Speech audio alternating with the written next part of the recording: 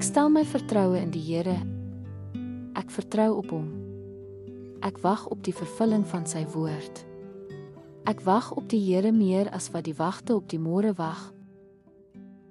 Welkom by Geloofspad.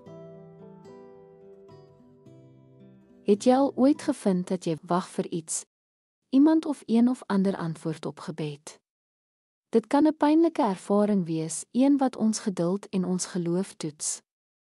In Psalm 130 spreek die psalmis 'n diep, verlangende hoop uit terwyl hy op die Here wag en sê, ek wag op die Here, my siel wag.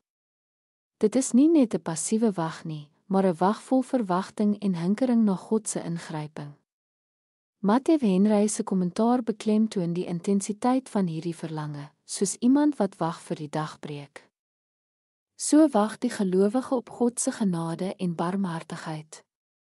Net soos die wagte gretig wag vir die aanbreek van die dag, verlang ons harte na die vervulling van God se beloftes. Hierdie wag is nie verniet nie, want ons hoop is gegrond in God se woord. Die psalmis skryf, op sy woord hoop ek.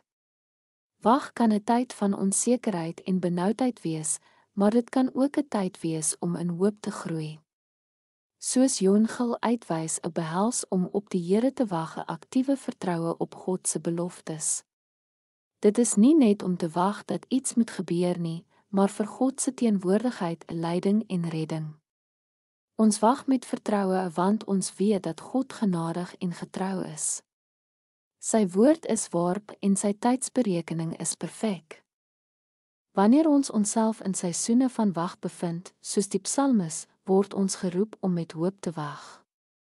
Selfs wanneer die wêreld om ons in chaos lyk, of ons nou wag vir genesing, vir verligting of herstel, rus ons hoop nie op menslike vermoë of tydsberekening nie, maar op die onfeilbare karakter van God.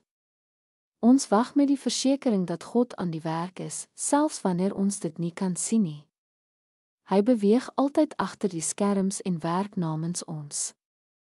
Die tweede deel van vers 6 herinner ons daaraan dat ons wag nie onbepaald is nie.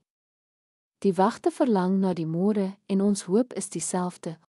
God se verlossing, kom sy belofte sal vervul word. Terwyl ons wag, laat ons onthou dat ons in elke seisoen van wag geroep word om op God se woord te hoop. Hy sal ons nooit in die steek laat nie. Sy verlossing is oorvloedig en sy redding seker. Kom ons bid. Here, terwyl ons op U wag, vra ons vir die krag om aan hoop vas te hou. Help ons om op U woord en U tydsberekening te vertrou. Ons dank U dat U altyd namens ons werk, selfs wanneer ons dit nie kan sien nie.